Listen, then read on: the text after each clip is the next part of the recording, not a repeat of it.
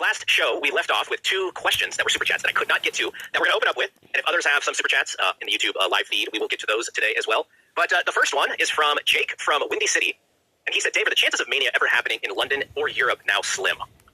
I mean, it's up to the city. If the city makes a good enough bid, they can get it. But I think the bid price would be very high because Saudi Arabia is going to set a standard. I don't know that they'll expect everybody else to live up to that standard, but they'll still set a standard of what the cost will be to bring it. It may never come back to the U.S. ever again if that number stays high enough. I know.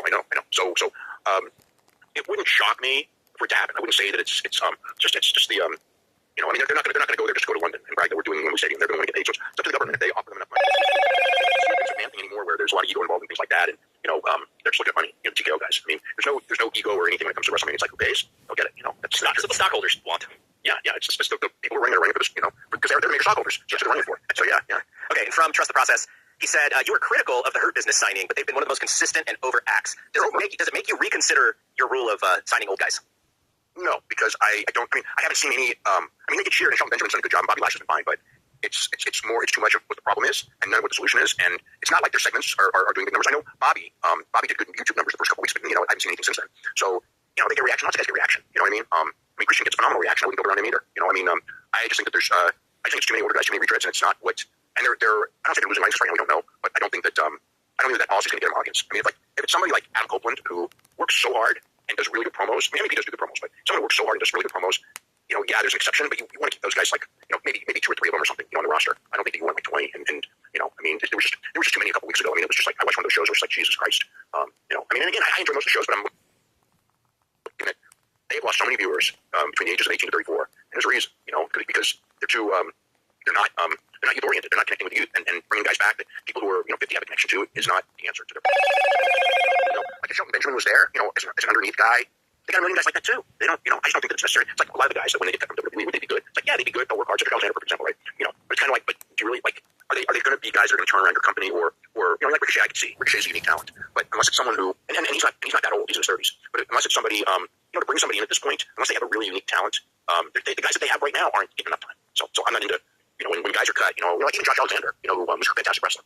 When he got cut, it wasn't like, oh, you guys signed Josh Alexander. It's kind of like, even if you do, what do you do with them? You got a million mid-card guys, or even above mid-card guys. They're great. Focus on the ones that you got.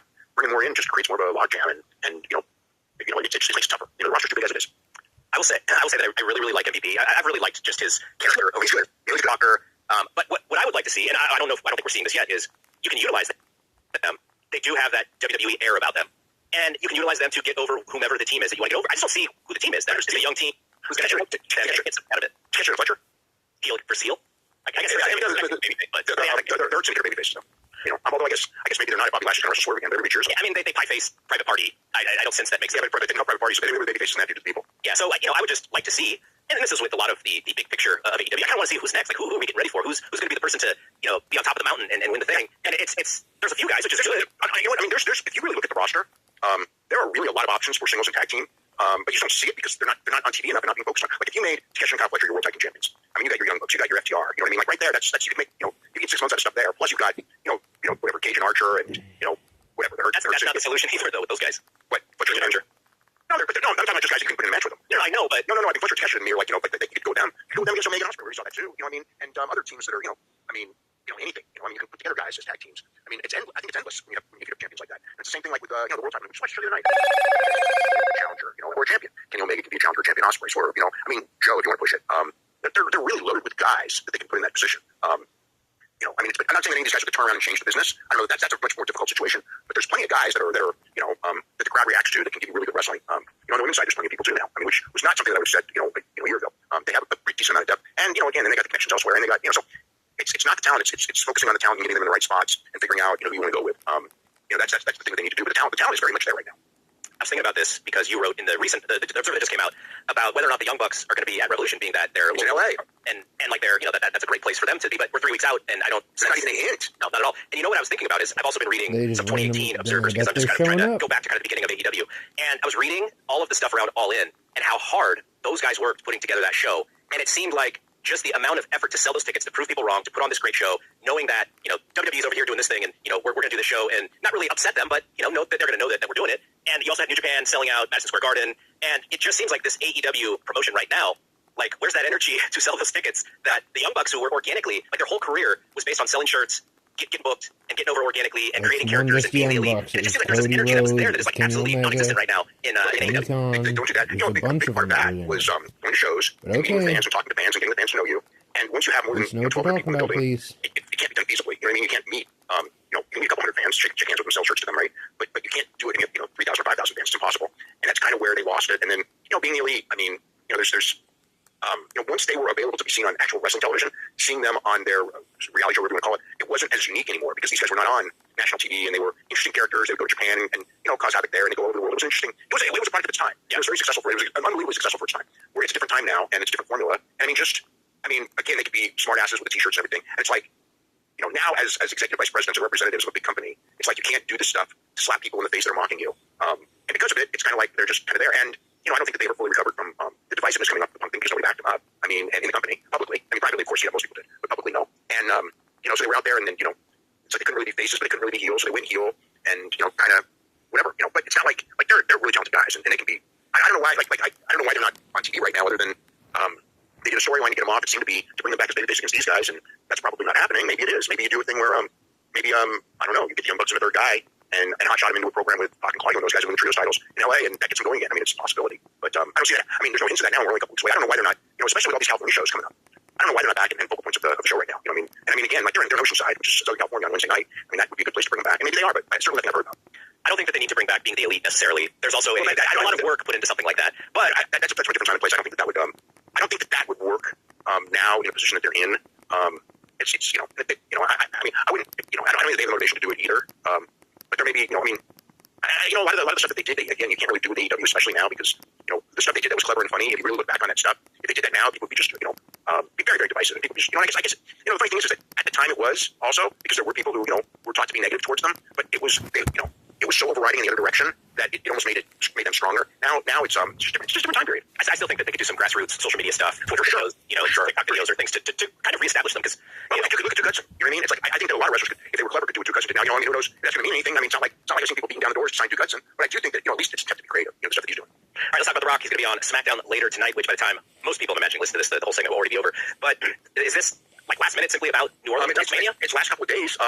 Yeah, I mean, essentially last day. Although I guess that there were talks before yesterday, but I don't know details. I mean, he's going to announce WrestleMania in New Orleans, and there's a lot of stuff that I heard today, but until the show was over, it's not like I'm going to have a chance to talk to anyone in any depth about it. So, I mean, certainly the story is that they had changed the whole show, and or aspects of the show or whatever. Everything's different now, and whatever was planned is not whatever. But I guess we can watch the show and find out what's on his mind and what he decided to do. And there's a press conference right after the show, so it's obviously going to be something real big. Yeah, I mean, I think if he's just announcing WrestleMania and that's it, I think it's a mistake because I think there is an expectation that if he shows up, he's going to do something for a storyline. Well, if he's got the time, I mean, Netflix certainly needs it on Monday. But I understand why you're doing it here because it's New Orleans. Right. So I understand why he's doing it in New Orleans, yeah. So, yeah, I think people would be disappointed if he didn't do anything other than make the announcement, but he's going to call his own shots, and they're going to work with him in that way. So I'm just hopeful that it's interesting and gets people excited about something. So that's my hope. Mm-hmm. The Shane McMahon story that came out from Jonathan Coachman about Shane's meeting with Tony Khan. Now, I know this is Jonathan Coachman and a podcast. I know that, so the thing that's kind of funny about this, so I've asked around and essentially, and Tony Khan hasn't said anything about it at all. I think that if it was way outlandish and not true at all, I think that I would be told, hey, you're bullshit. I wasn't told that. But you said it's Jonathan Coachman. It's funny because everything that was said was very logical to me of what what would I expect Shane McMahon would think. Probably what we kind of predicted, or kind of if we were thinking about what they talked about. That's what it was like to me. Yeah, but the thing is that so when this was all going down, I mean, this is similar to what we thought was probably where it was going. But at the same time, since we said that, maybe Coachman's just making it up because it's logical. But it is logical, and the reaction from Tony, knowing Tony, is certainly logical that it could be like that. But again, it's from Coachman. And I mean, that's the thing that the stuff as far as from people inside that I've heard from. The reaction is like, well, it could be true, but it's Coachman. So it's kind of like, yeah, it could be true. It's and again, why would he be the one who would know? You know what I mean? And he could just be saying what you and I would say. Like, in the situation, it's like the same thing happened when Shane and the UFC were talking. It's like, okay, they're talking. Shane loves UFC. Now, what do you do? He can come in and work for $250,000 a year. It's just not going to happen. So what's he going to do? He's going to want points. Does UFC want to give him points? Fuck no. Does Tony want to give him points? Fuck no. There you go. That's just, how do we know Tony? That's not part of Tony's business plan is to give out points. No. I mean, look, if he was going to do that, he'd have done it with Punk. You know what I mean? And he didn't. He wouldn't do it. It's like, does WBD have points? I mean, I think so. Obviously, it's a very small number because we've seen filings that there's nobody who has 10% of that company other than Tony and Chad. Okay, so all the stories about WBD got points and that's why they made this deal and blah blah blah. It's like I would not be surprised at all. I actually believe that when the first deal was made, when they first got on WBD in whenever the thing was consummated in 2019, that they may have gotten some points. I have no proof of this at all, But I mean, enough has been said, and I've asked the question privately and publicly, and it's always the same answer, which is not confirming it, but certainly not denying it. But we know it's less than 10%. And also, I know that they would be the only ones. And yeah, no one else is going to, and unless he wants to sell points because he's going to need the money. And the day of that family needing money just by selling points in this, I don't know that we'll ever see that day. I mean, you can't predict what's going to happen to people's finances in 20, 30 years, but this McMahon never had to do that. And these guys are a million times more financially established and well off than Vince McMahon was when we're talking about the 80s Vince McMahon, not necessarily today's Vince McMahon. I mean, they're still a lot wealthier than today's Vince McMahon, but maybe it's 4 times. But I mean, if you're talking about their wealth now compared to today's Vince McMahon, it's adjusted for inflation all you want. It's multiple. So and Vince never had to sell points, so they're not. They got a great TV deal. They don't need to sell points. They're certainly going to need points away. Certainly going to be Shane McMahon. I mean, that's obvious. Yeah. The Grand Hamada story was very interesting, and I learned a lot. And I learned a lot this week on that one. I really delved into this one because I knew it was important. I knew there was a lot of aspects of it. I actually, in doing so because of time constraints, I did miss the politics going into that original Jay Crown, that he was involved in. But I did get most of his career, and I followed.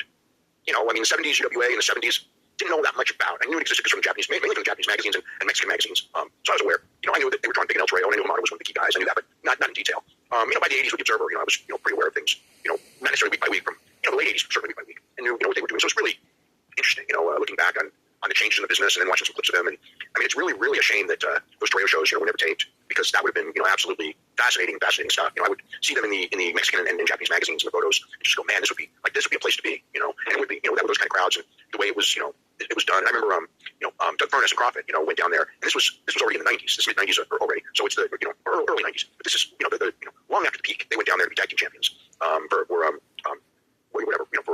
I think, I don't know if minus was whatever. They went down there, and Doug Furness used to tell me, it was all about money and this and that, but he thought it was really fascinating going down there and working with Silver King and Tano and stuff. And Hamada worked with everyone. I mean, I was lucky. I saw Hamada in San Jose when I guess I would have been in college at the time. Well, I was, not I guess, because he came in for a couple weeks, wrestled San Jose, and I just remember, he was different level. I mean, he'd be good by today's standards. Back then, 45 years ago, I mean, he was way ahead of his time. But it's so small. I mean, that's the thing that I was taken back when I first started seeing him.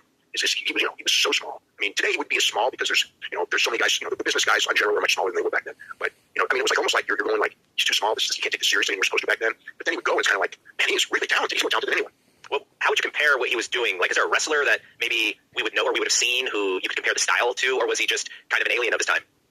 Of his time? Let me think about this. I mean, he wasn't like Sayama, but that would be the natural comparison. Silver King, Asahi. But Asahi was like Sayama. He was a little bit more spectacular. I mean, Hamada was great, but he was not spectacular in the sense that he didn't do mind-blowing moves. He did everything he did well. So I mean, as a wrestler, I think the best comparison is Steamboat. Just a baby face who everything he does looks good. He does basics, but his basics are better than anyone's. And he's just a super worker who goes in there with your top guys. Not necessarily the top guy himself as super draw, but obviously headlined many great houses with top guys. So yeah, I think that Steamboat is probably the best comparison as far as to an American wrestling fan to what Hamada was in the Toreo. Yeah.